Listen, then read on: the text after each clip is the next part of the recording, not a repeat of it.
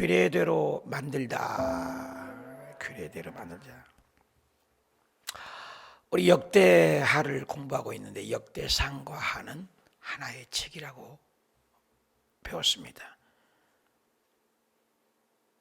다윗 왕을 통해서 설계도를 다 하나님이 주셔서 그것을 솔로몬 아들에게 알려주었습니다. 오늘 제목 말씀대로 규례대로 가장 모순이 무엇입니까? 우리 어린 아이들이 자랄 때 고분고분 순종을 잘합니다. 그런데 자아가 살아나기 시작하면 자기의 자아가 형성이 됩니다. 자녀를 기를 때 앞에 논두길이 있는데 아들을 데리고 늘 그 길을 걸어가고 있었습니다. 그런데 어느 순간부터 애가 그 손을 놓으라고 그래요. 근데 넘어지면 안 된다 잡으라고 해도 자꾸 부딪혀요. 근데 혼자 걸었다가 넘어지고 또 자꾸 손을 놓으라 해서 놨더니 길가에 돌짝밭에 넘어져서 무릎이 깨지고 그러더니 이제 그 이후로 혼난 다음에는 내가 잡으려고 하지 않고 자기가 와서 잡게 되는 것입니다. 우리 인생을 살아가는데 잘하는 게 그렇게 무섭습니다. 그래서 예수님께서 나를 따르는 자는 자기를 부인하고, 그래서 늘상 얘기지만 세상의 모든 종교는 굉장한 자력 종교를 얘기합니다. 스스로의 만든 신입니다. 인간이 만든 신이죠. 근데 우리 기독교만큼은 세상하고 다르죠. 그래서 모두 다 신의 경지에 도달해. 철학이라는 게 무엇입니까? 철학이라는 것도 인간의 학문입니다. 18세기에 계몽주의와 인문학이 많이 발전을 했습니다. 근데 그 계몽주의로서 인본주의가 발전했지만, 유토피아를 건설한다고 했지만 그 이성주의가 발달함으로써 성경을 난도질했습니다. 이성과 합리와 맞지 않으면 찢어버린 것입니다. 그래서 성경을 뒤다 보니까는 앞표지하고 뒷표지가 밖에 남지 않았다. 성경은 이성으로 받아들일 수 없는 책입니다. 전부 신비입니다. 하나님의 신비입니다. 그래서 믿음의 대상이지 논리의 대상이 아니에요. 하나님은 우리가 이성에 맞으면 믿고 이성에 맞지 않으면 믿지 않는. 초등학교 막 다니면 구구단을 외웁니다. 구구단을 외우면 그 아이가 2는 2, 2는 4, 2, 3은 6 기가 막힌 것을 알았다고 덧셈, 뺄셈, 골셈이 전부인 줄 압니다. 근데 대학을 가면은 미분, 적분, 기하학, 원소, 대단한 깊은 수학 학문이 있습니다. 근데 어린아이 수준에는 그런 게 어디 있어? 그럽니다. 있죠. 하나님의 영의 세계는 무한대이거든요. 그래서 학자들이 바늘 끝에 천사가 몇 명이나 앉겠느냐. 바늘 끝에 시간과 공간을 초월하지 않는 영의 세계라는 거죠. 측량할 수 없어요. 그래서 영의 세계 사도 바울이 죽은 다음에 3층 천에 천국을 보고 왔습니다. 갔다 와서 뭐라고 합니까? 14년 동안 한 소리도 안 합니다. 말로 표현을 못해요. 천국을 사실 글로 표현할 수 있는 천국이라는 것은 천국일 수가 없죠. 그래서 사도 요한이나 천국 보는 하나님의 세계를 본 사람 입이 떡 벌려서 말을 못하는 거예요. 14년 전에 어떤 사람이 자기를 표현하는데 어떤 사람이 말할 수 없는 것을 보았다. 영의 세계를 어떻게 측량할 수 있겠어요? 우리가 벌레가 뻑뻑 기는데 1m를 가잖아요. 1m를 보지 않습니까? 그 누에가 뻑뻑 기는데 벌레 눈이지만 천국을 나는 나비가 되었을 때 완전히 단색 이상이잖아요. 여러분 예수 믿을 때 그렇게 이론적으로 알았던 주님을 내가 성령으로 임하여서 체험하게 되면 신비의 세계가 열리잖아요. 피곤도 모르고 놀라운 영의 세계로 들어가는 거죠. 그래서 기독교는 하나님의 말씀하신 대로입니다. 그래서 예수님께서 나를 따르는 자는 자기를 부인하고 자기의 십자가를 지라. 자기를 부인한다는 것. 바리새인 사두개인을 하나님이 싫어한 이유가 무엇입니까? 자기 마음대로의 형식과 의식을 율법 13가지를 만들어내는 겁니다. 하나님 말씀대로 믿으라는데 예수님의 제자들이 3년 반을 따르는 그걸 훈련하는 겁니다. 자기를 비우는 것. 믿음은 자기를 비우는 거죠. 오늘도 성경에 보면은 끊임없이 얘기가 반복되는 것은 제목 자체가 뭐예요? 규례대로, 말씀대로. 내 마음대로 만든 것이 아니죠. 우리가 성막을 자세히 배워서 이해가 쉽지만 성막이 있고 성전이 있죠. 무성전 시대가 있었죠. 성전이 없었죠. 가인 제단이었잖아요. 그냥 돌단을 싸서 돌단을 무성전 시대 돌단 시대가 지나니까 뭐예요? 모세를 통해서 성막은 하나님이 만나는 약도. 성막 시대가 끝나고 가나안에 정착을 했지 않습니까? 정착을 하니까 텐트가 필요 없잖아요. 그러니 다윗을 통해서 설계도를 주셨습니다. 텐트는 간단합니다. 빨리 움직여야 되기 때문에, 광야이기 때문에. 그런데 이제 정착을 하니까 돼요? 규모가 커야죠. 굉장히 크게 짓는 것이죠. 우리 1절을 보면 솔로몬이 또 놋으로 제단을 만들었으니 길이가 20규빗이라. 20규빗은 한 규빗에 50cm면 이후 10m잖아요. 너비가 10, 또 높이가 10규빗. 굉장한 크기를 얘기하죠. 놋제단이 옛날에는 얼마 되나 3규빗이었거든요. 2.5규빗 높이도 조그만했단 말이에요. 그런데 10규빗이니까 10m입니다. 얼마나 큽니까? 10m가 적은 것 아닙니다. 그것을 놋으로 만들었다. 놋제단은 뭡니까? 성막 문을 열고 동쪽에 있는 문을 열고 들어가자마자 제일 먼저 만나는 것이 성막에서 뭐예요? 놋제단이잖아요. 네 귀퉁이에 뿔이 있고. 놋제단은 뭐 하십니까? 원죄를 짐승을 잡아 피를 흘리는 것입니다. 예수님의 피 없이는 절대로 성소에 못 들어갑니다. 이걸 얘기합니다. 우리의 사람도 3분서를 얘기했잖아요. 겉이 보이는 게 육체죠. 육체 안에 혼정신세계가 있죠. 지정이 안에 영이 있죠. 찬양하라 내 영혼아, 사랑한 자라 내 영혼이 잘됨 같이 영혼. 그런 것처럼 성막 바깥들에 보이는 것 뭡니까? 놋제단과 물두멍이지 않습니까? 놋제단. 그래서 피를 흘려야죠. 원죄를. 그 피를 흘렸을 때 죄산 받는 자가, 씻김 받는 자가, 출애굽에서 그 씻김 받지 않으면 성소에 들어가면 다 죽어버렸습니다. 그래서 거기에서 씻김 받고 물두멍을 거쳐서 어떻게 해요? 성소에 들어가죠. 성소에 들어가면 깜깜하죠. 인간의 빛이 있는 곳이 아닙니다. 거기에 등잔 때 제일 먼저 불을 켜죠. 성령의 빛이죠. 참빛 예수님의 빛이죠. 그리고 말씀을 먹죠. 그리고 향단을 거쳐서 지성소에 들어가. 지성소는 영의 세계죠. 성소는 혼이죠. 바깥들은 육체와 같다. 근데 그 놋제단 그것을 크게 만들어 예수님의 십자가 보혈이 없이는 아무도 주를 만날 수 없다. 우리의 의도 아니고 우리의 행위도 아니다. 그래서 놋제단을 제일 먼저 설명을 합니다. 또 놋을 부어 바다를 만들고. 없던 것이죠. 바다라는 것은 없었어요. 성막 때는. 근데 이제는 바다라는 것을 만들었어요.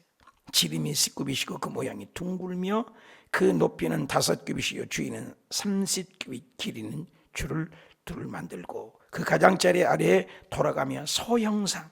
왜 소를 넣었을까? 말을 많이 해요. 학자들이. 각 규빗에 소가 10마리씩 바다 주위를 둘렀고 그 소는 바다를 부어 만들 때 2줄로 부어 만들었다. 소는 구약 그때 당시에는 굉장한 신으로, 황금소, 모세가 십계명을 받고 내려올 때 뭐야?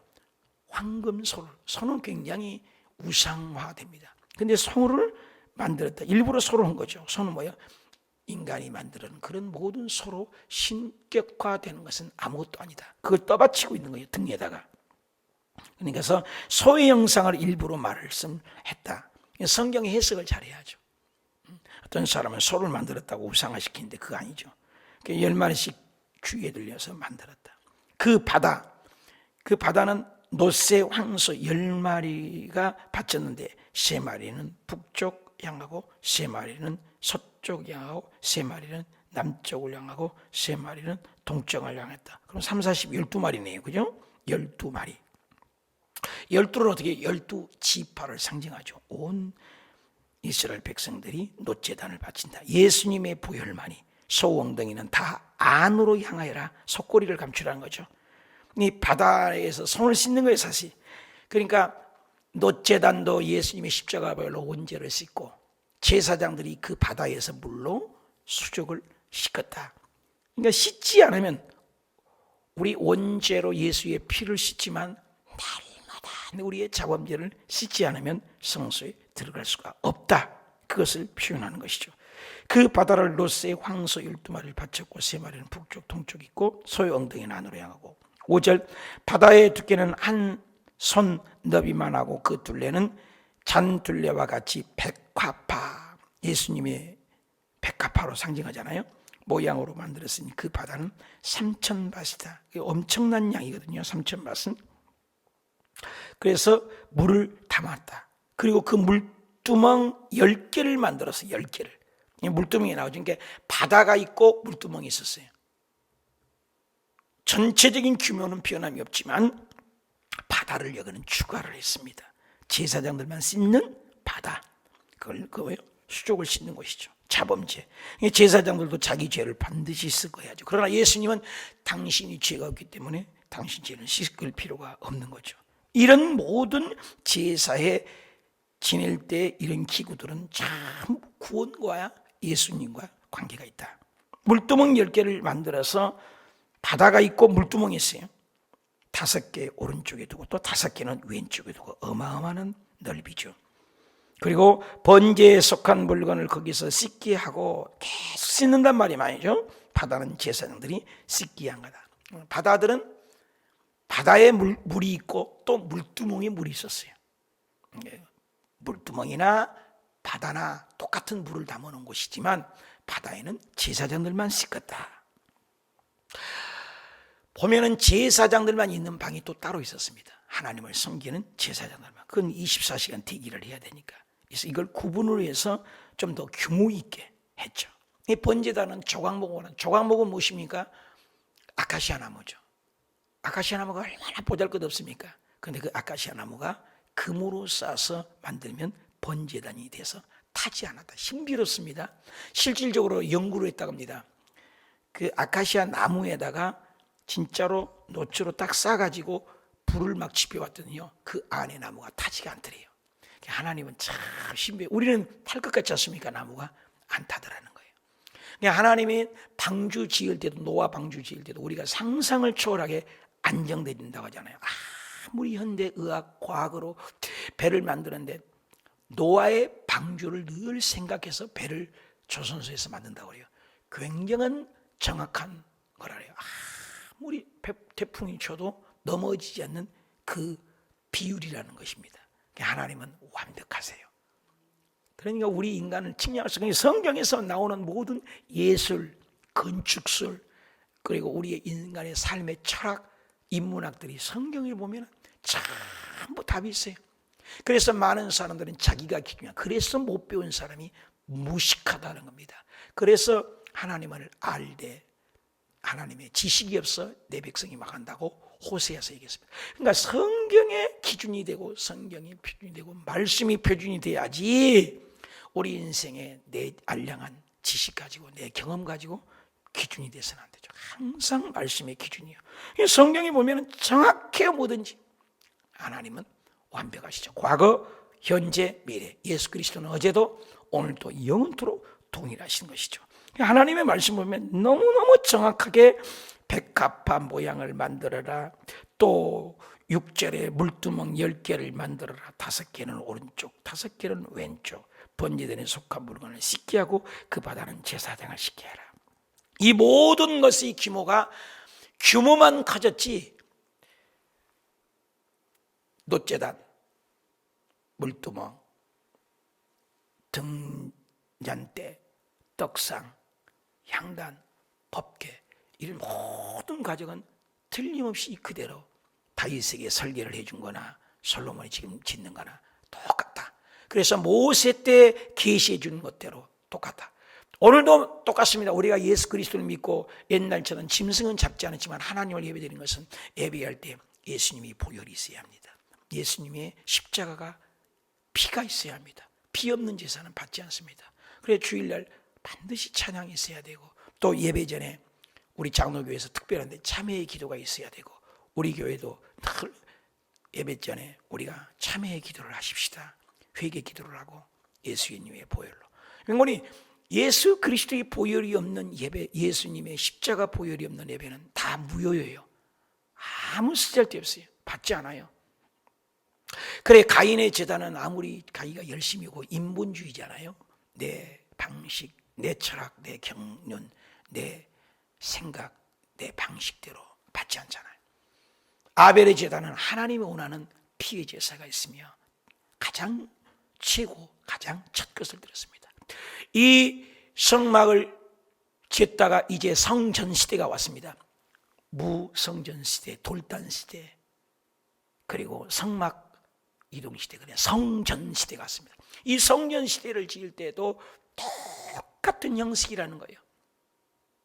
바뀌질 수가 없다는 겁니다. 그리고 우리가 하나님께 천국에 들어가는 방식도 오늘날 전도를 해보면 그런 여러 가지들을 얘기해요. 신앙 오래되신 분도 어떻게 해야 천국 갑니까? 오늘 죽어도 천국 갈 확신은 있으십니까? 엉뚱한 대답을 해요. 하나님 자녀인가 갑니다. 뭐 교회를 열심히 다녔기 때문에 하면 No! 정확한 답은 복음을 모르기 때문에 복음을. 목사인 전도사인 신학을 해서 복음을 몰라요. 복음은 성경의 복음은 분명히 얘기하고 있어요.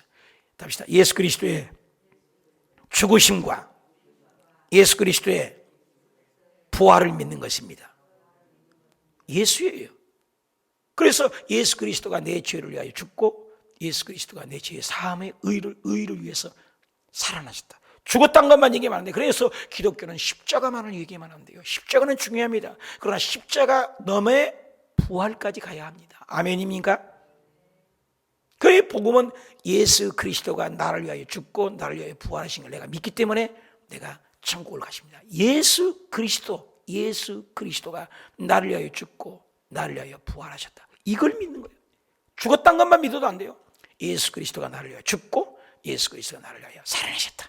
그러므로 그분이 내 대신 죽으심으로 예수님을 내가 믿기 때문에 내가 천국에 갈 수 있다. 정확한 답입니다. 할렐루야.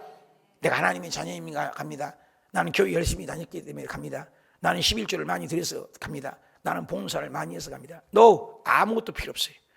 예수 그리스도가 나의 구세주요, 나의 왕이요, 나를 위하여 죽으신 걸 믿냐?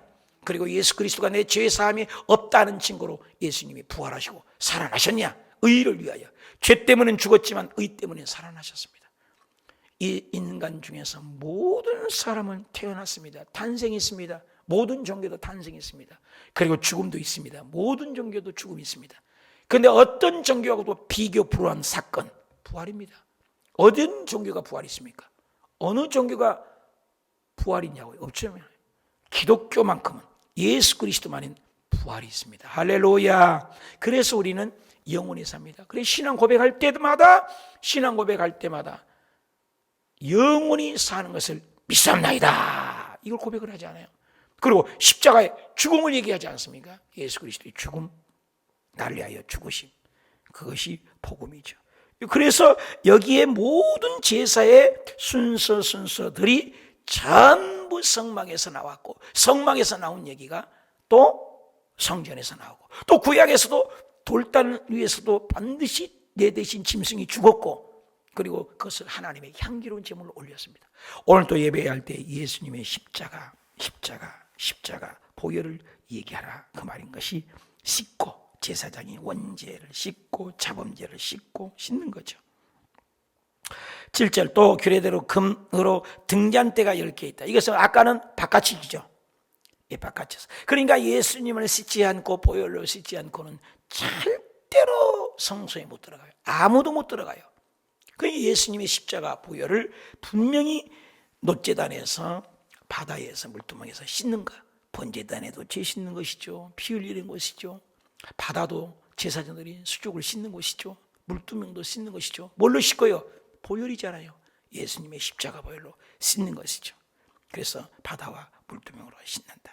12는 12지파 모두 다 주님만을, 예수님만을 높이 섬긴다.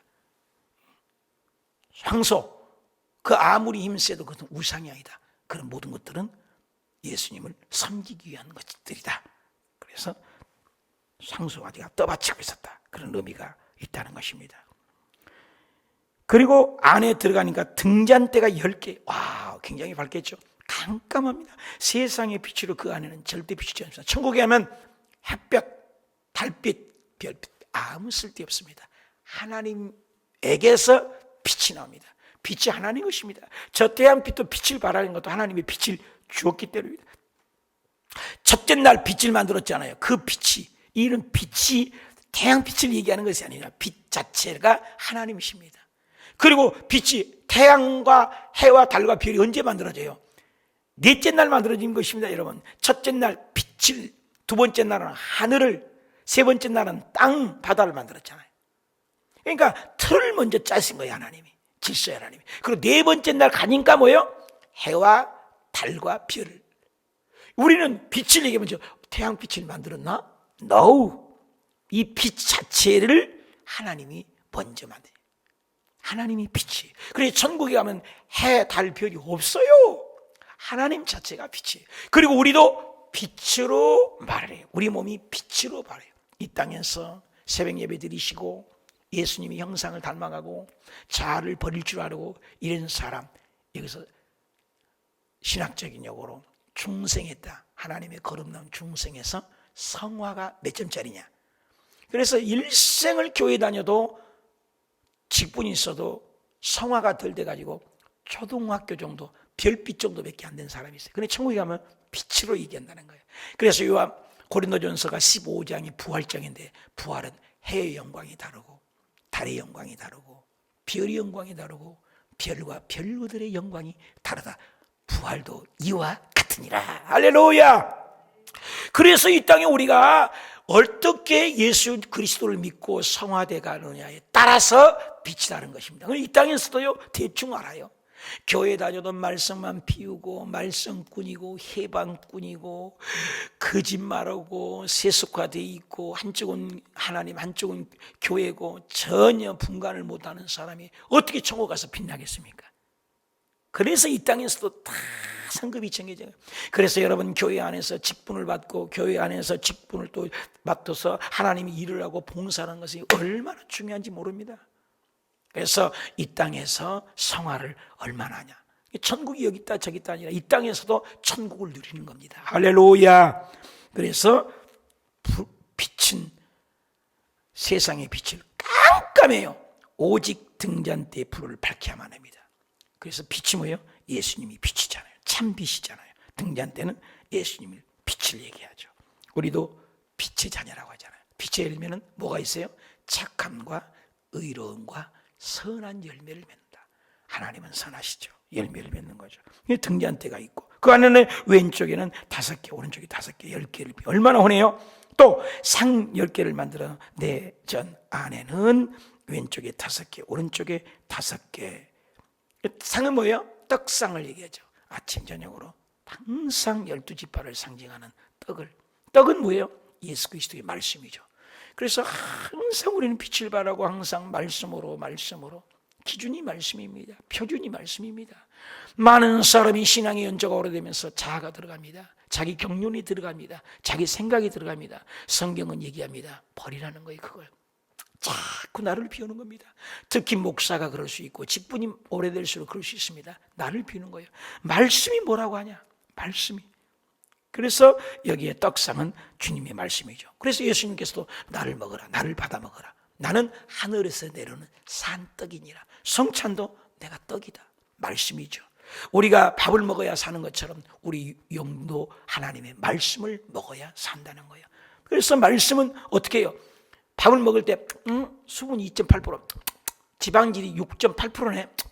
계산해서 먹지 않잖아요. 먹잖아요. 아가들이 엄마 젖을 빨 때 엄마 지방질이 좀 떨어졌어.